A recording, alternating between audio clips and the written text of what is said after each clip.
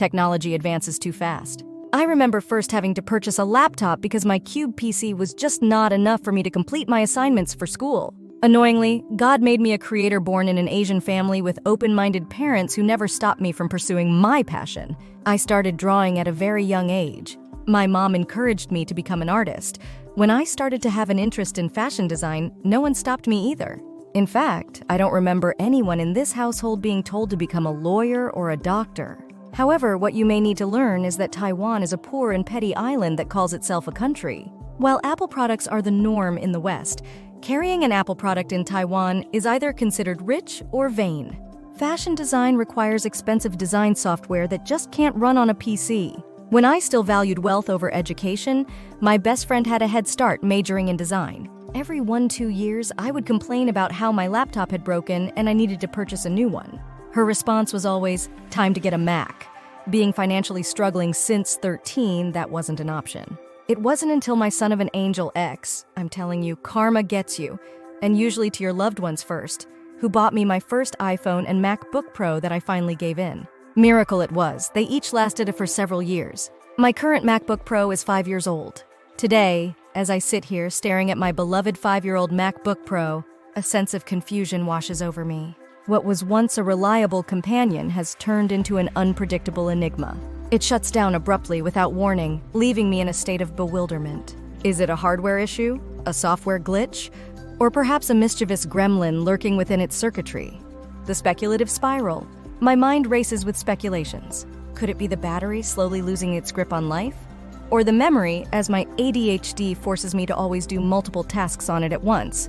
I envision catastrophic scenarios, each more dire than the last. My MacBook Pro, once a symbol of technological prowess, now seems like a ticking time bomb, ready to plunge into the abyss of digital darkness. The denial phase. Surely this can't be happening, I tell myself. I refuse to accept that my precious MacBook Pro, the epitome of Apple's engineering brilliance, could succumb to such a mundane issue. For PC users, let me explain why a MacBook Pro can run complex design software like Adobe Master Suite without a glitch. First, performance. Inside this thin and light laptop is an 8th generation Intel Core processor, which is Apple's most advanced chip yet. Whether you're editing 8K video or developing the next big app, this machine flies. 1. It's up to twice as fast as the previous generation MacBook Pro, thanks to those powerhouse processors. 2. Second, portability. 3. At just 3 pounds and 13.4 millimeter thin, this thing is incredibly portable. 4. You can slip the device into your bag and take it anywhere without feeling weighed down. 5. Yet even with that small size, it packs a punch with its Retina display. Colors just pop on that True Tone screen. Finally, power. 1. With its all-day battery life, you don't have to worry about running out of juice. 2. Even when heavily stressed, it just keeps on working. 3. And when you do need to charge, Thunderbolt 3 gives you super fast charging in no time at all. 4. I could go on all day about the amazing new features like the all-new Touch Bar and Touch ID, but it's best if you experience it for yourself.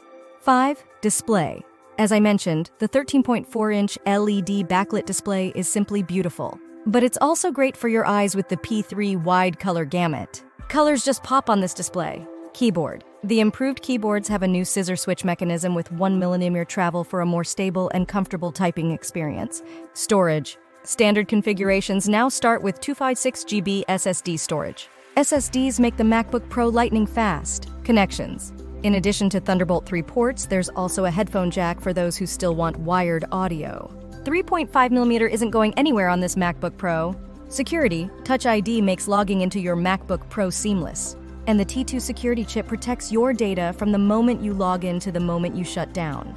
I try to dismiss it as a temporary glitch, a minor hiccup that will resolve itself with a simple restart. But deep down, I know the truth. Something is amiss, and I must confront it head on. My Mac is 5 years old after all, but I no longer have that budget to spare. My Hobo motto is Jing Jin Ren Wang, which means to drain a man's jizz until he dies. Graphic, eh? I'm telling you, if you implement that spirit into your life, you'll save a lot. You can thank me later. The Research Odyssey. Determined not to spend a cent, I embark on a research odyssey with a heavy heart, scouring the expanse of the internet for answers. I delve into forums filled with fellow Mac users, each sharing their tales of woe and frustration. I read through technical articles, deciphering complex jargon and troubleshooting guides. My brain transforms into a sponge, absorbing every morsel of information that might shed light on my MacBook Pro's mysterious behavior. There are a few possible reasons why a MacBook Pro may automatically shut down. Overheating. If the internal temperature of the MacBook gets too high, it may shut down automatically as a safety precaution. This usually happens if the vents get blocked or if they are used in a very warm environment for extended periods under heavy workloads. Low battery. If the battery is drained, the MacBook will shut off to protect the battery from over-discharging. You may see a very low battery warning before this happens. Software issue. Sometimes bugs or glitches in macOS itself can cause random shutdowns. Issues with specific applications or drivers may also contribute to this. Hardware failure. Faulty components like the logic board, memory modules, or even the battery itself could cause intermittent shutdowns. Power problems. Damage to the power adapter cable. Loose MagSafe connections or power outlet issues may disrupt the power supply. To troubleshoot, check battery health, look at system logs for clues after a shutdown, verify no overheating issues, and even try booting into safe mode to isolate software causes. If the problem persists, your Mac may need to be serviced. After extensive research, I learned a few things that I can try to fix my MacBook Pro.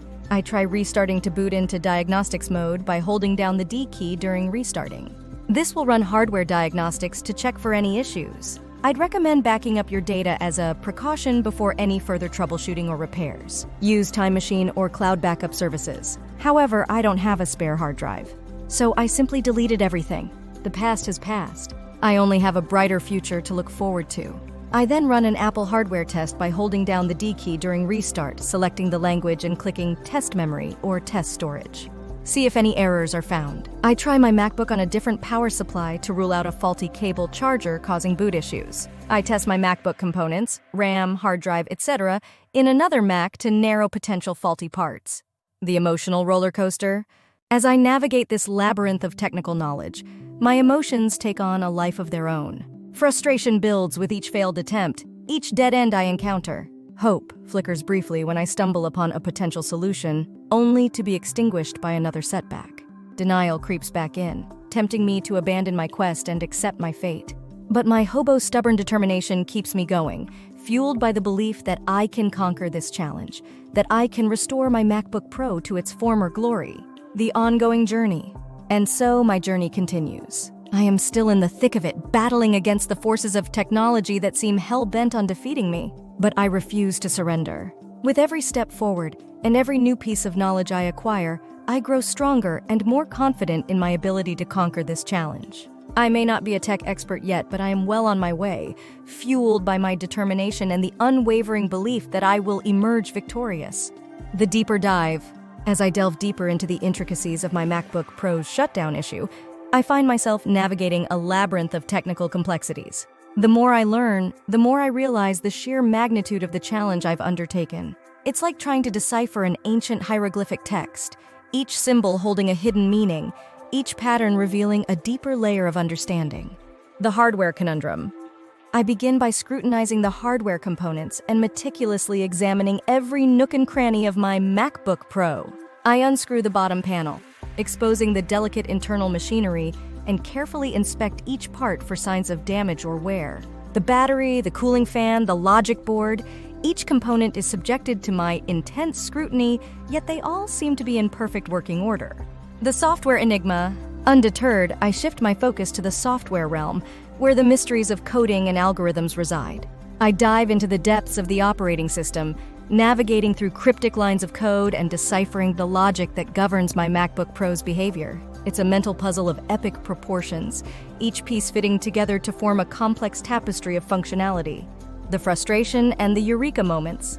The process is arduous, filled with moments of intense frustration and occasional bursts of exhilarating breakthroughs. I encounter dead ends where solutions seem elusive and my confidence wavers. But then, like a beacon of hope piercing through the darkness, a eureka moment strikes, a sudden realization, a flash of insight that illuminates the path forward. The growing expertise. With each challenge I overcome and each new piece of knowledge I acquire, my expertise is growing. I am no longer a mere novice, fumbling in the dark. I am becoming a tech investigator, unraveling the mysteries of my MacBook Pro's behavior, one step closer to conquering this seemingly insurmountable obstacle. The journey of self-discovery. This journey has not only been about fixing my MacBook Pro, it has also been a journey of self-discovery. I am learning about my own capabilities, my resilience, and my unwavering determination. I am discovering a hidden passion for technology and a desire to understand and master its complexities. As I continue down this path, I am confident that I will not only fix my MacBook Pro, but also emerge as a transformed individual with a newfound appreciation for the art of problem solving and the thrill of conquering challenges. The final chapter, Triumph and Transcendence. After weeks of relentless research, countless experiments, and moments of sheer exasperation, I finally reached the pinnacle of my quest. The solution to my MacBook Pro's shutdown woes lay hidden within a seemingly innocuous setting, a small toggle switch buried deep within the energy-saving preferences. With a trembling hand, I disabled the feature, and lo and behold, my MacBook Pro sprang back to life as if awakened from a deep slumber for a while anyway. With the problem persisting and worsening, I'm still in denial. Suddenly, an epiphany hits. I'm holding my beloved iPhone. I look at it, remembering this is the one iPhone that still stands by my side, no matter how many times I smashed it, dropped it into the toilet, or overheated it. Then I remember every time something potentially hazardous came into contact with my iPhone, it shut down as if it were a kind of self-protection mechanism. I started ruling out everything that could potentially destroy Apple products. Then I realized I always work on my rocking chair with a blanket, so my Mac must have been overheating. I simply place a heat-blocking object under my laptop and voila! I saved tens of thousands of TWD without spending a cent. A surge of exhilaration. A wave of exhilaration washed over me, a surge of triumph that coursed through my veins. I had done it. I had conquered the challenge and fixed my MacBook Pro without spending a single cent. The feeling was akin to scaling Mount Everest, reaching the summit after an arduous climb, the world stretching out before me in all its glory. A humbled realization. As I sat there, basking in the afterglow of my victory, a profound realization dawned upon me. I had not merely fixed my MacBook Pro, I had transformed myself. The journey had been a crucible, a forge that had tempered my spirit and ignited a passion for technology that burned brighter than ever before. A newfound purpose. From that moment on, I knew my path was clear. I dedicate myself to mastering the intricacies of technology and becoming a beacon of knowledge for others facing similar challenges. I would share my experiences, my insights, and my hard-won wisdom, empowering others to conquer their own tech demons. A legacy of innovation. And so, my journey continues, not as a disabled hobo, but as a tech expert, a problem solver, a guide for the tech perplexed. I may not be Steve Jobs, but I am walking in his footsteps, driven by the same passion for innovation and the same desire to make technology accessible to all. An invitation to join. I invite you, fellow tech enthusiasts, to join me on this extraordinary adventure. Together, we shall unravel the mysteries of technology, conquer challenges, and empower ourselves to achieve greatness. Let us embrace thrill of discovery, the spirit of innovation, and the joy of sharing knowledge. The world of technology awaits, and we are its pioneers. The legacy of Steve Jobs, inspiration and empowerment. As I reflect on my journey from a disabled hobo to a tech expert, the guiding spirit of Steve Jobs looms large in my mind. His legacy of innovation and his unwavering belief in the power of technology to change the world have been a constant source of inspiration for me.